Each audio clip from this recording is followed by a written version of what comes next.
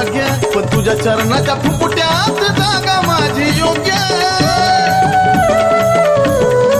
ओ सोन्याच्या कवचामध्ये वावलं माझं भाग्य, तुझ्या चरणाच्या फुफुट्यात जागा माझी योग्य, जागा माझी योग्य. मन मंदिरात माये तुझा करीतो पूजन, हे मन मंदिरात